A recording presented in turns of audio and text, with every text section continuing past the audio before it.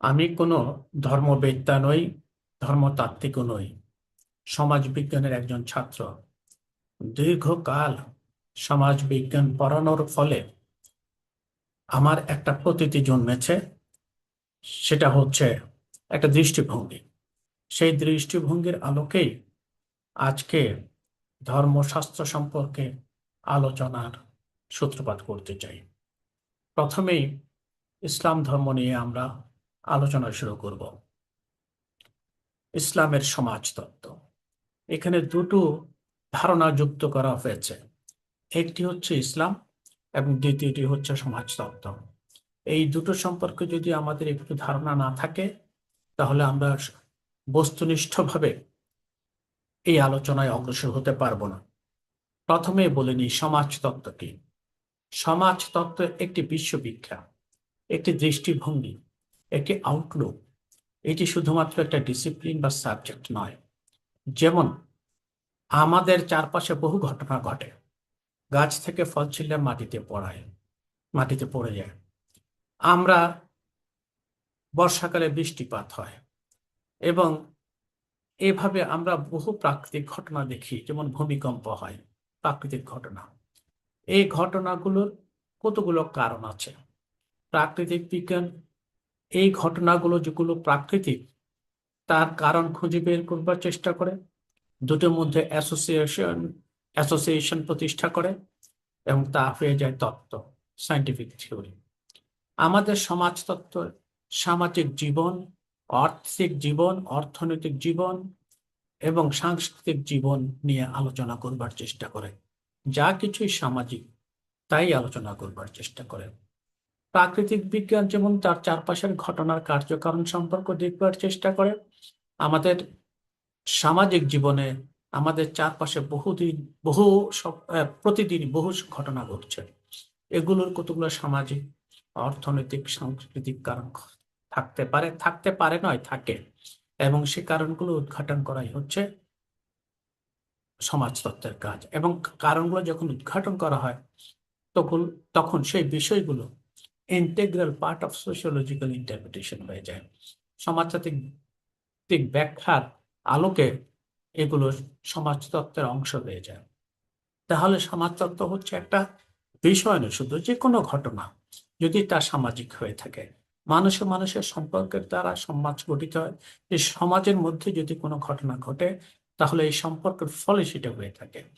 আমাদের যুদ্ধ বিগ্রহ হয়, আমাদের মধ্যে অর্থনৈতিক ক্ষেত্রে মন্দা আসে, অনেক সময় উন্নয়নের তাগিদ আসে এবং অন্যান্য অপরাধ প্রবণতা বৃদ্ধি পায়, সমাজের বিপ্লব হয়, পরিবর্তন হয়, রাষ্ট্র তৈরি হয়েছে, রাষ্ট্রের পরিবর্তন হচ্ছে, ইত্যাদি সব সামাজিক ঘটনা। এগুলোর পেছনে কতগুলো কারণ আছে। সেই কারণগুলো সামাজিক, অর্থনৈতিক এবং সাংস্কৃতিক, এবং সেগুলো যখন আমরা প্রতিষ্ঠা করি কার্যকারণ সম্পর্ক, তখন সেটা হয়ে থাকে সমাজতত্ত্ব। সুতরাং সমাজতত্ত্ব শুধুমাত্র ডিসিপ্লিন নয় বা একটি বিষয় নয়, এটি হচ্ছে একটি দেখবার দৃষ্টিভঙ্গি। সেই দেখবার দৃষ্টিভঙ্গি থেকেই আমরা আজকে পবিত্র ধর্ম ইসলামকে ব্যাখ্যা করবার চেষ্টা করব। দেখুন, ইসলাম একটি ধর্মমত। হযরত মুহাম্মদ সাল্লাল্লাহু আলাইহি সাল্লাম এটি প্রচার করেছেন। তিনি নবুয়ত প্রাপ্তির পরে, অর্থাৎ হেরা গুহায় যখন তিনি আহ আহ, ওহীপ্রাপ্ত হন, তারপরে ইসলাম প্রচার শুরু করেন। এবং ইসলাম একটি ধর্মমত।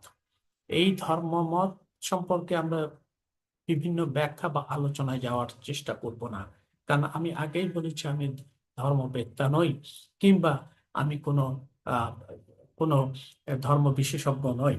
সুতরাং আমি সেই বিষয়ে তার যে কন্টেন্ট নিয়ে আমি আলোচনা করব না। আমি শুধু আলোচনা করব সমাজ, অর্থনীতি, সংস্কৃতি নিয়ত পরিবর্তন হয় এবং এই পরিবর্তনের সঙ্গে সমান্তরালভাবে ধর্মমতগুলোও কিন্তু পরিবর্তন হয়। সেই পরিবর্তনটা কিভাবে হয়, সমাজতত্ত্ব তাকে কিভাবে দেখে, সেটি দেখবার চেষ্টা করব। আরেকটি বিষয় হচ্ছে, আমাদের পৃথিবী বিশাল আকারের, গোলাকৃতি একটি কমলা লেবুর মতো একটি গোলক, আমরা জানি। এবং আমাদের ধর্মমতগুলো তৈরি হয়েছে একটা বিশেষ স্থানে বিশেষ সময়ে। এই যে বিশেষ স্থানে তার উদ্ভব এবং বিশেষ কালে তার উদ্ভব, তার কতগুলো কারণ থাকতে পারে, সেই কারণগুলো দেখাও কিন্তু সমাজ বিজ্ঞান বা সমাজতত্ত্বের একটা বিষয় হতে পারে। সেই সব বিষয়ে গভীরভাবে আমরা আলোচনা করবার সুযোগ না থাক আছে বলে আমরা মনে করি না। আমরা সংক্ষেপে শুরু করলাম, 1 2 3 করে 4 5 6 করে আমরা এপিসোড তৈরি করে সেগুলো নিয়ে আলোচনা করবার চেষ্টা করব। এখানে বিস্তৃত কোনো আলোচনা থাকবে না, শুধুমাত্র সমাজতাত্ত্বিক দৃষ্টিকোণ থেকে আলোচনা থাকবে। আমরা বলি তার আগে একটা মডেল তৈরি করে নিই, মডেল বা একটা ধারণা তৈরি করে নিই, যার উপরে ভিত্তি করে আমরা আমাদের এই আলোচনাটাকে এগিয়ে নিয়ে যাব।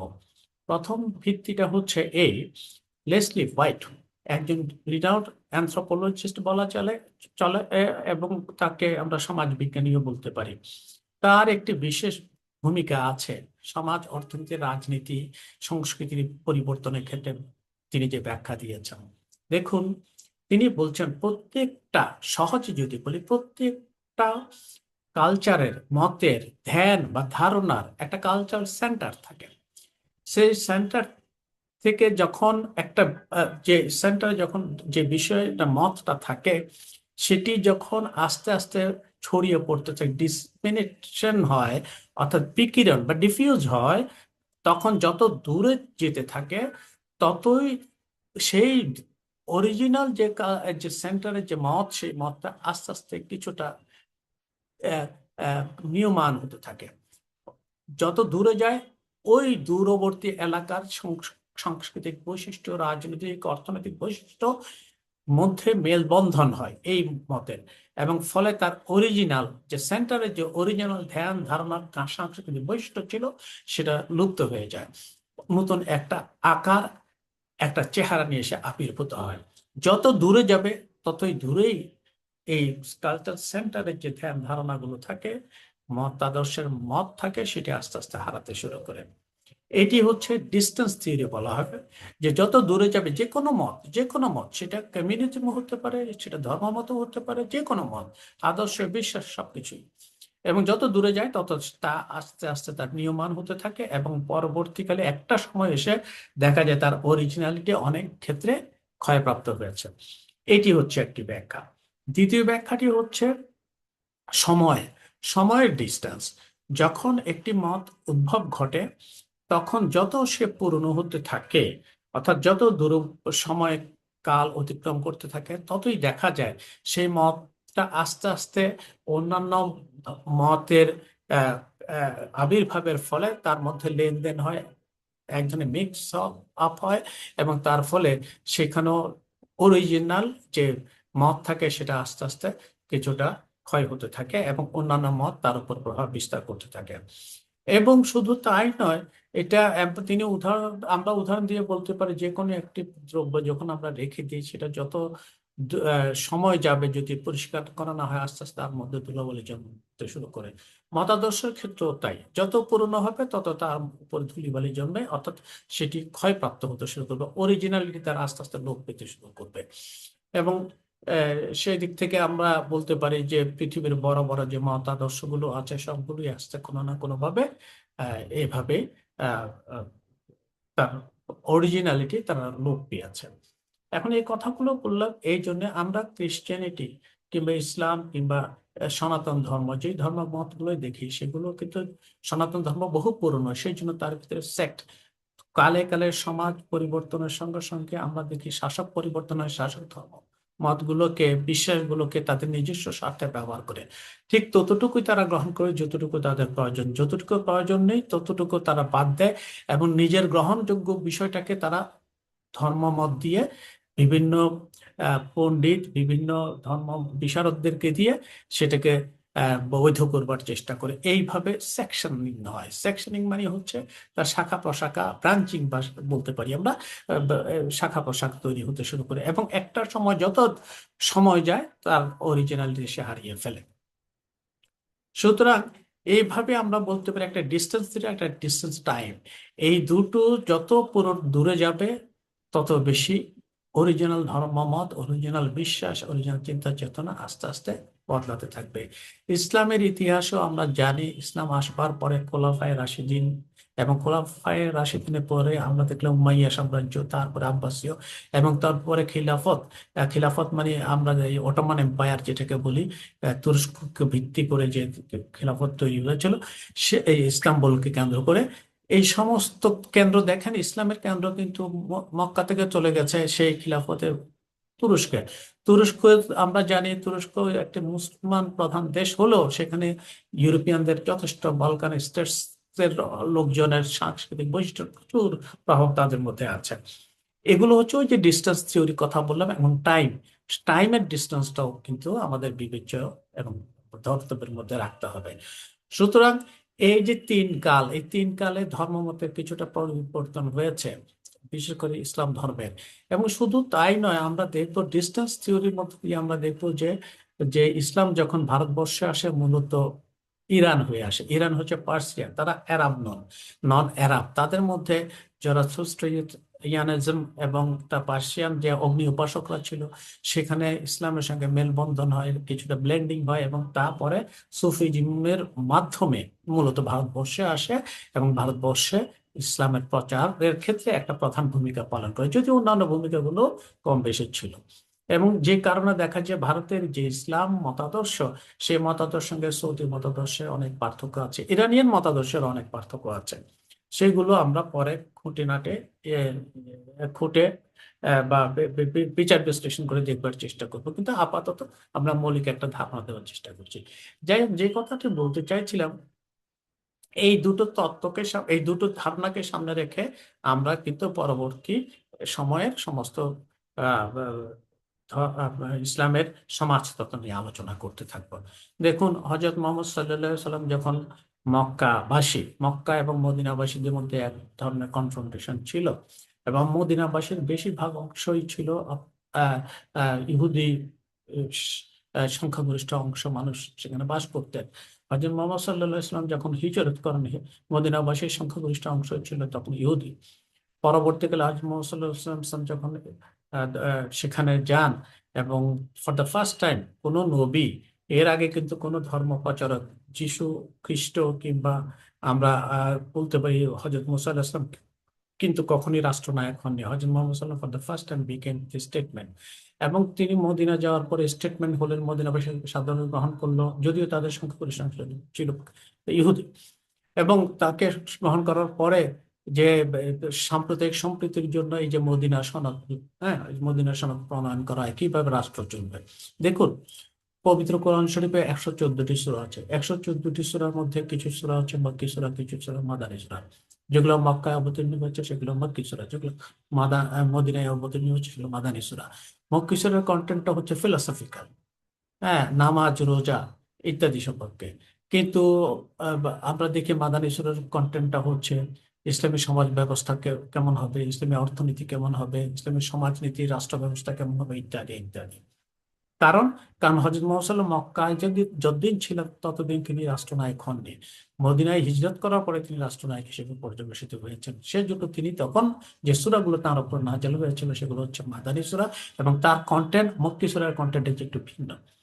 এই যে সমাজ অর্থনীতি ভিন্ন হলে এই যে আমরা সূরাগুলোর যে কন্টেন্ট, সেই কন্টেন্টটাও ভিন্ন দেখতে পাচ্ছি। এটাই সোশিয়োলজি। অর্থাৎ সোসাইটি টু সোসাইটি যখন ভেরি করে, মানুষের চিন্তার কাঠামোটা তখন ভেরি করতে শুরু করে। আমরা এই সূরার দিক থেকে, এই পবিত্র সূরাগুলোর দিক থেকে দেখতে পেলাম। এবং শুধু তাই না, হযরত মুহাম্মদ সাল্লাল্লাহু আলাইহি ওয়াসাল্লাম যখন রাষ্ট্রনায়ক হলেন, তখনই তিনি চিন্তা করলেন কি ধরনের সমাজ হতে হবে, অর্থ ব্যবস্থা হতে হবে। এবং আপনারা জানেন সবাই যে জিজিয়া কর, বিধর্মী যারা মুসলমান নন তাদের উপর একটি কর আরোপ করা হয়েছিল। সেটি করা হয়েছিল যারা সংখ্যালঘু বিধর্মী আছে, পরবর্তীকালে সংখ্যালঘু হয়ে ইসলাম ইহুদিরা, তাদের কারণ ইহুদিদের একটা বড় অংশ তখন কনভার্সন হয়ে মুসলমান হয়ে গিয়েছিলেন মদিনায়, এবং তাদের সিকিউরিটির বিনিময়ে একটা ট্যাক্স আরোপ করা।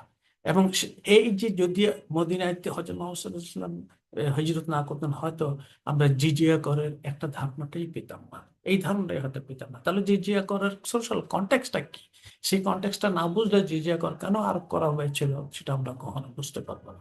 দেখুন, এই জিজিয়া কর কিন্তু আমরা ভারতবর্ষের ক্ষেত্রেও দেখি, আওরঙ্গজেব এটা প্রবর্তন করেছিলেন, মোগলদের কেউ কেউ সেটা উঠিয়েও নিয়েছিলেন। কিন্তু এই যে জিজিয়া করটা আজকের বিশ্বে সারা পৃথিবীতে কোথাও যে কোনো মুসলমান স্টেট আর জিজিয়া করা আরম্ভ করেন না। কারণ সময় বদলেছে, অর্থনীতি বদলে গেছে, রাজনীতি বদলে গেছে, সাংস্কৃতিক বৈশিষ্ট্য বদলে গেছে, এখন গ্লোবালাইজেশন একটু এই জিজিয়া কর এখন আর আরম্ভ করে সামাজিক সংহতিটাকে রক্ষা করা যাবে না। সুতরাং জিজিয়া কর আর এখন আহ ইসলামের মৌল নীতির অংশ হিসেবে বিবেচিত হয় না। তো এই যে কথাগুলো বললাম, এই যে এগুলো কি কেন আর যে করা, এখন কারণ সমাজ অর্থনীতি বলতে গেছে এক সমাজ আরেক সমাজ থেকে পৃথক, আমাদের সৌদি সমাজের থেকে ভারতীয় সমাজ পৃথক।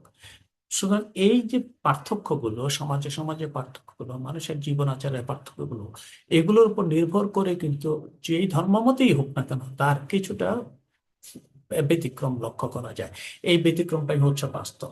এই ব্যতিক্রমটা তাকে লক্ষ্য না করে, বিবেচনা না নিয়ে আপনি শুধুমাত্র সৌদি আরবের যে চিন্তা চেতনা ধ্যান ধারণাগুলো কার্যকর ছিল সেগুলো এখানেও চালু করতে চাইবেন, তাহলে সেইটাই হচ্ছে মৌলবাদ, সমৌলবাদ।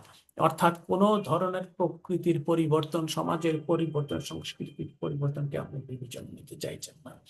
সুতরাং দেখুন, মক্কিসুরা মাদানিসুরা কন্টেন্ট আলাদা, তার কারণ হচ্ছে সমাজ, অর্থনীতি, সাংস্কৃতিক পরিবর্তন, ভিন্ন সামাজিক অর্থনৈতিক প্রেক্ষাপট। এইটাকে বিবেচনা নিয়ে যখন আমরা ধর্ম মতের পরিবর্তন, ধর্ম মতের উদ্ভব ও তার প্রকাশ এবং তার তার তার ডিসিমিনেশন আলোচনা করব, সেটাই হচ্ছে সোশিওলজি অফ ইসলাম। ইসলামকে সামাজিক, অর্থনৈতিক, রাজনৈতিক দৃষ্টিকোণ থেকে ব্যাখ্যা করবার চেষ্টা। এই আজকে এতটুকুই, কাল এখান থেকে আবার নতুন পরিশোধ করবার চেষ্টা করব। অনেক ধন্যবাদ।